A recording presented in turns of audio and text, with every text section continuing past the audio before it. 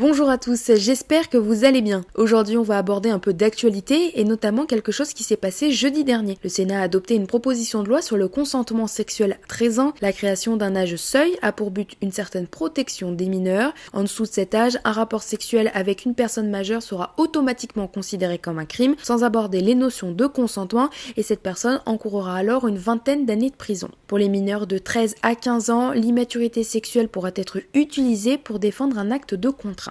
Cette loi semble une bonne chose pour protéger les mineurs contre la pénétration sexuelle puisqu'elle a été votée à la première lecture et avec 343 oui pour 345 sénateurs, les deux autres ne se prononçant pas.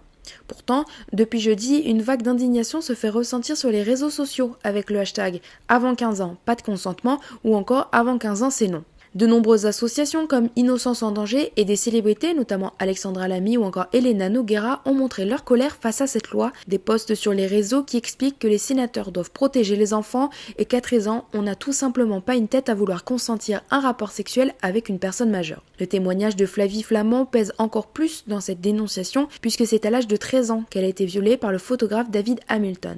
Alors il n'y a pas que les célébrités qui réagissent, beaucoup de personnes racontent leur histoire, les viols, les agressions et puis ils expriment qu'à 13 ans, on n'est pas prêt pour des rapports sexuels et d'autant plus avec une personne majeure. Alors je décide de me replonger dans mes souvenirs. Qu'est-ce que je faisais à 13 ans ?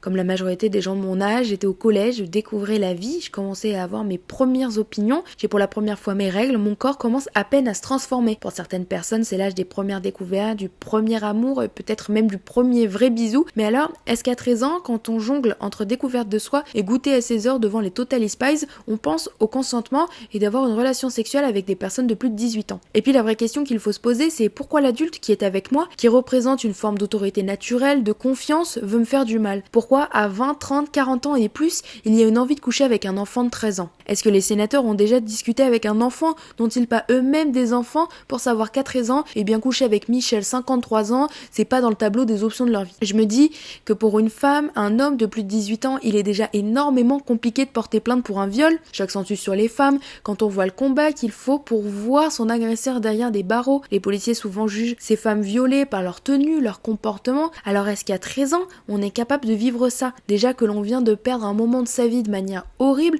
une fois qu'on a eu le courage d'en parler, de comprendre que ce n'était pas de sa faute, il faut se confronter au jugement et à la culpabilisation. L'association Mémoire traumatique et victimologie a estimé selon une enquête que 165 000 mineurs sont violés par an et selon Marlène Schiappa, seulement 7 000 plaintes ont été déposées en 2020. Je pense que cela met en évidence une chose simple, il est déjà compliqué de passer le pas pour déposer plainte, alors pensez-vous qu'en plus de ça, il faille prouver qu'à 13 ans, on n'avait pas envie de coucher avec un adulte ? Cela souligne aussi le combat contre l'inceste qui en France, d'après un sondage commandé par l'association Face à l'inceste, touche 6,7 millions de Français. Si vous vous sentez en danger, parlez-en autour de vous, à un proche, à l'école, à n'importe qui capable de vous aider. Il existe aussi le 119, numéro d'aide à l'enfant, joignable 24 heures sur 24. Si vous avez été victime d'un acte atroce comme le viol, je vous invite à en parler, à vous libérer, à porter plainte, mais surtout à ne pas croire que vous avez quelque chose à voir là-dedans. Vous n'êtes en aucun cas responsable. Merci à tous pour votre écoute. J'espère que ce podcast vous a plu. N'hésitez pas à me dire quel sujet vous aimeriez voir traité. On se retrouve bientôt et en attendant, prenez soin de vous.